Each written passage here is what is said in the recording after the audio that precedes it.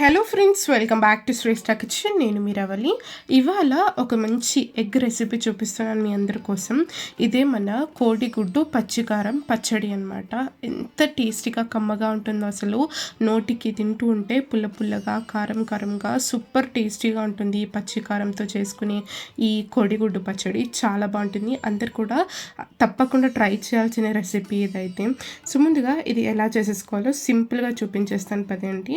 ముందుగా ఒక బౌల్లోకి నేను ఇక్కడ ఒక 4 ఎగ్స్ని ఇలా క్రాక్ చేసుకొని తీసేసుకున్నాను. ఇలా ఎగ్స్లో కొంచెం ఉప్పు అలాగే మిరియాల పొడి కూడా వేస్తున్నాను. మిరియాల పొడి లేదంటే కారం అయినా కూడా వేసేసుకోవచ్చు. ఇలా ఉప్పు మిరియాల పొడి వేసుకున్నాక ఒకసారి ఎగ్స్ని బాగా బీట్ చేసుకొని తీసేసుకుందాము. నేనైతే ఇక్కడ ఫోర్క్తోని ఇలా బీట్ చేసేసుకుంటున్నాను మంచిగా. మీరు కావాలంటే హ్యాండ్ విస్కర్తో అయినా కూడా బాగా ఇలా బీట్ చేసుకొని తీసుకోవాలి ఎగ్స్ని. చూస్తున్నారు కదా, ఇలా మంచిగా బాగా బీట్ చేయడం వల్ల ఇలా బబుల్స్ లాగా ఫార్మ్ అవుతాయి. మనం ఫ్రై చేసేటప్పుడు ఎగ్స్ మంచిగా ఫ్లఫీగా మారుతాయి అనమాట. ఇప్పుడు ఆ బౌల్ని పక్కన పెట్టేసుకొని మిక్సీ జార్లోకి నేను ఇక్కడ ఒక 3 పెద్ద సైజు ఉల్లిపాయల్ని ఇలా పెద్దగా రఫ్గా చాప్ చేసుకొని ఇలా మిక్సీ జార్లోకి వేసేసుకుంటున్నాను. ఆ తర్వాత మనకు ఈ కోడిగుడ్డు పచ్చడికి కావాల్సినంత మన కారంకి తగ్గట్టు పచ్చిమిర్చి వేసుకోవాలి. నేనైతే ఇక్కడ 10 నుండి 12 పచ్చిమిర్చిని ఇలా విరుచుకొని ఇందులోకి వేసేసుకున్నాను. అలాగే ఒక 8 నుండి 10 వెల్లుల్లి రెబ్బలు కూడా వేసేసుకోవాలి, పొట్టు వలుచుకొని. ఆ తర్వాత ఒక 1/2 స్పూన్ అంతా జీలకర్ర కూడా వేసుకొని వీటినన్నిటిని వాటర్ ఏమి కూడా వేయకుండా ఇలా మంచిగా రుబ్బుకొని తీసేసుకోవాలి. చూస్తున్నారు కదా, ఇలా మంచిగా పేస్ట్ లాగా రెడీ అవుతుంది. దీన్ని కూడా మనం పక్కన పెట్టేసుకొని స్టవ్ వెలిగించుకొని ఒక ప్యాన్ పెట్టేసుకొని కొంచెం ఆయిల్ని ఇక్కడ వేసుకున్నాను. ముందుగా మనం బీట్ చేసి పెట్టుకున్న ఈ ఎగ్స్ని ఇందులోకి వేసుకోవాలి. ఇలా వేసుకున్నాక మంచిగా స్క్రాంబుల్డ్ ఎగ్స్ లాగా ఎగ్స్ని బాగా ఫ్రై చేసుకొని తీసేసుకున్నాము. ఇందులో ఇంకా ఏం అవసరం లేదు. ఉప్పు మిరియాల పొడి వేసుకున్నాం కదా, అదే సరిపోతుంది.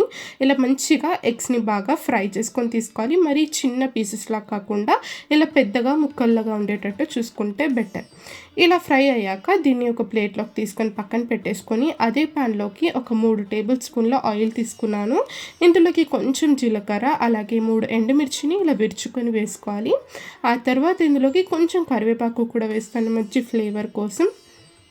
అలాగే కొంచెం ఒక 1/2 టీ స్పూన్ అంతా పసుపు కూడా వేసేసుకొని ఈ పోపుని ఒకసారి బాగా కలిపేసుకున్నాక ఇందులోకి మనము ముందుగా గ్రైండ్ చేసి పెట్టుకున్న ఈ పేస్ట్ అంతా కూడా ఈ ఆయిల్లోకి వేసేసుకుందాం.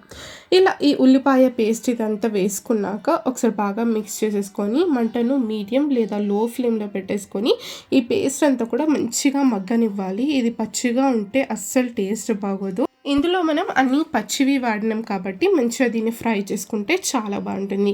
ఇలా ఉప్పు కూడా మనకు రుచికి సరిపడ ఉప్పు వేసుకోవాలి. మనం ఉప్పు ముందు ఎగ్స్లో కూడా వేసాం కాబట్టి ఇక్కడ కొంచెం చూసి వేసుకొని ఒకసారి బాగా కలిపేసుకొని ఈ పేస్ట్ అంతా కూడా చక్కగా మగ్గించేసుకోవాలి. నేనైతే ఇక్కడ ఆయిల్ కొంచెం తక్కువే వాడాను. మీరు కావాలంటే కొంచెం ఆయిల్ని ఎక్కువైనా కూడా వేసుకొని ఈ రెసిపీ చేసుకోవచ్చు. ఇక్కడ చూస్తున్నారు కదా, ఇలా మంచిగా ఈ మిశ్రమం అంతా కూడా బాగా ఇలా ఫ్రై అయ్యాక మిగతా ప్రాసెస్ చేసుకోవాలి. మనం ముందుగా ఫ్రై చేసి పెట్టుకున్న ఈ గుడ్లు అన్నీ కూడా ఇందులోకి వేసేసుకుందాం.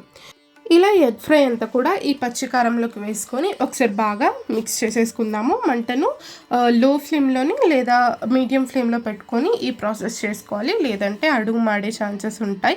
సో ఇలా ఇదంతా కూడా బాగా మిక్స్ చేసుకున్నాక ఫైనల్గా ఇందులోకి కొంచెం నిమ్మరసం పిండేసుకున్నాము.